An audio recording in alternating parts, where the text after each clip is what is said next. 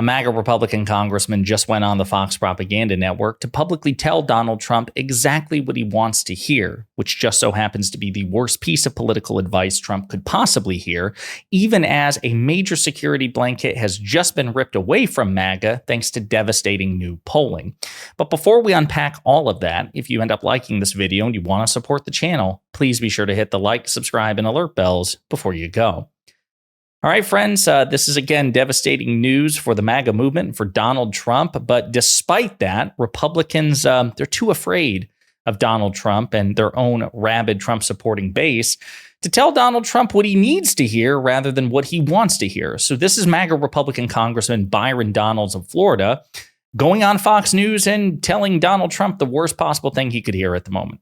What else does President Trump need to do to communicate his plans to a broader reach? I think he just needs to keep going on the same track that he's going on now, Maria. He and J.D. Vance have been crisscrossing the country.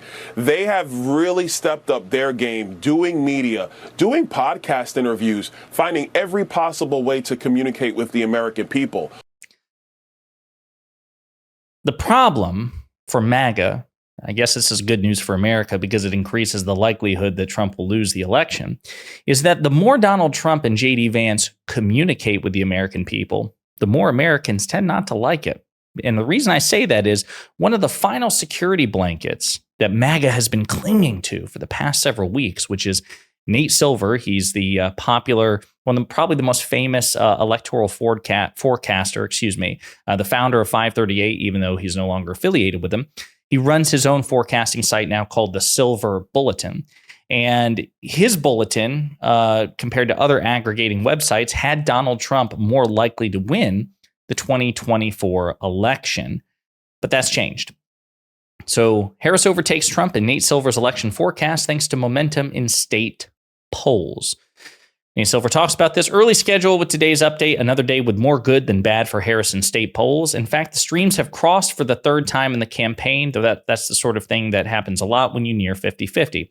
It's a toss-up, but at the moment, the vice president has pulled ahead, thanks in large part to positive electoral and polling momentum and Donald Trump's own self-inflicted wounds.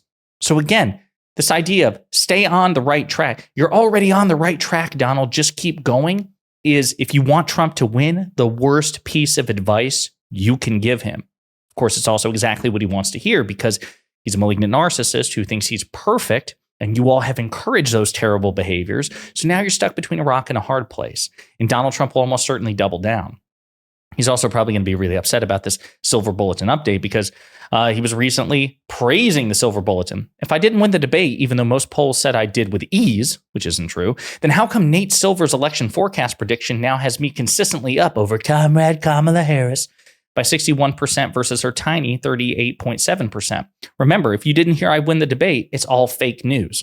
Well, the vast majority of the polls said he lost the debate decisively and by similar margins that said he won the debate against President Biden back in July.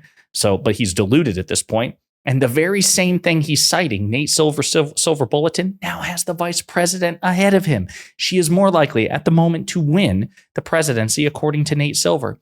It wasn't just Trump, by the way, who was clinging to Nate Silver. Leading Report, which is a right-wing propaganda tool, just do a search on Twitter. Leading Report every time they mention Silver. And if you go in latest on September 16th, September 14th, September 13th, September 9th, they clung to Nate Silver's election prediction model, clinging to it that Trump was going to win the election. And he still may. But that same tool that they put all their hopes on, that basket holding all of their hopes, well, it's now dangling from the arm of the vice president instead of Donald Trump. Makes you wonder how they're going to react to that or if they'll even acknowledge it at all. Benny Johnson, just for example, another right-wing commentator and moron, was also really clinging to the Silver Bulletin. And now it has the vice president ahead. I don't know if he's acknowledged it yet, but based on the amount of posts he's made clinging to the Silver Bulletin, I don't think he's going to handle this particularly well. So again, before we play this next clip of Byron Donalds, I just want to say, if you are a Republican who wants Donald Trump to win, Donald Trump should not do what he's currently doing. I say that as a student of politics. But as somebody who really wants Donald Trump to lose, I think it's great that Byron Donalds is out there on Fox telling Trump precisely what he wants to hear. Because again, that will almost certainly increase his chances of losing, because Donald Trump is an idiot, a malignant narcissist, and a loser. And so his instincts are geared, if his record is any indication, towards losing. Donald Trump was much more of a threat politically and electorally when he was listening to seasoned political advisors like Chris LaCivita and Susie Wiles. But now he seems to be indulging in his worst impulses and deferring to the likes of Corey Lewandowski, whose main political advice is for Trump to give into his worst impulses. So again, just utter disaster for MAGA Republicans. While Byron Donalds was at the Fox Propaganda Network, he also signaled that he would support a government shutdown, which is something that Donald Trump wants if Donald Trump can't get his SAVE Act. The SAVE Act, of course, being a piece of legislation which allegedly criminalizes non-citizens voting in federal elections. But that's already a matter of federal law. For 30 years, it's been explicit federal law. It's been illegal. It's been criminal for non-citizens to vote in federal elections. And to the extent that non-citizens do it anyway, unlawfully, it is a statistical blip of a blip of a blip of a blip of a blip of a rounding error. The Heritage Foundation has been tracking it for years, and they can only find just a few dozen examples over the span of a few dozen years. So nothing even remotely achieving outcome determinative voter fraud in the form of non-citizens voting. But it's also a poison pill, the SAVE Act, because it would increase the burdens on eligible voters and citizens to be able to vote in terms of the materials that they would have to produce before they go to the ballot box. So it's a solution in search of a problem that Democrats have rejected. And as a consequence of this, Donald Trump saying, hey, if Republicans can't get the SAVE Act, then they should be willing to shut down the government just a few weeks before an election. So this is what Byron Donalds has to say. So what's going to happen here? Will you vote for that stop spending gap? Listen, if it's a clean CR into December, I'm not going to be voting for that, Maria. We have done that over and over here in Washington, D.C. It just leads to an omnibus right before Christmas, and that's not in the interest of the American people. So are you willing to go to the mat and allow the government to shut down right before the election? Actually, I will tell you, yes, I am, and here's why. Okay. We need to cut spending in this country today. We need to make sure illegals aren't voting in our country today. And last but not least, why are we negotiating with the Biden administration over federal spending when Joe Biden is not running the country? It's being run by his staffers and his aides. They were not elected. So in my view, this is one of the reasons I supported moving funding after Christmas, moving it until the next president of the United States. So the House of Representatives and the Senate, they negotiate with the next president because the current president is simply not in charge. They, of course, no proof of that. President Biden and Kevin McCarthy, the Republican Speaker of the House, the first one after they won the majority, they negotiated for the debt ceiling. The Republicans, of course, acted predictably in bad faith and said, hey, listen, even though we helped rack up the national debt, even though most of it was done on our watch, we're not going to help you pay America's bills. We will risk a national default, a global economic catastrophe, unless you agree to certain concessions. And so Biden and McCarthy negotiated. Biden was widely reported to have gotten the better of McCarthy. As a matter of fact, Matt Gaetz and other MAGA Republicans were furious at McCarthy because they felt the same way, that Biden beat McCarthy. And yet they made a deal. The president and the Republicans made a deal. And then when the time came to actually put that budget into effect, Republicans reneged on the deal. And then Kevin McCarthy blinked in the 11th hour, because he, instead of allowing the budget that he agreed to pass in his deal with President Biden, instead of allowing it to be passed into law, he passed instead what's called a continuing resolution, which is like a temporary stopgap measure, which kept federal funding at the same level, but it wasn't a full formal budget. So he pissed everybody off. He pissed off the Democrats for reneging on his deal. He pissed off the Republicans for not trying to extort Democrats. And as a consequence, he lost his job. Mike Johnson was eventually appointed to take his place. But Mike Johnson's in a very similar position.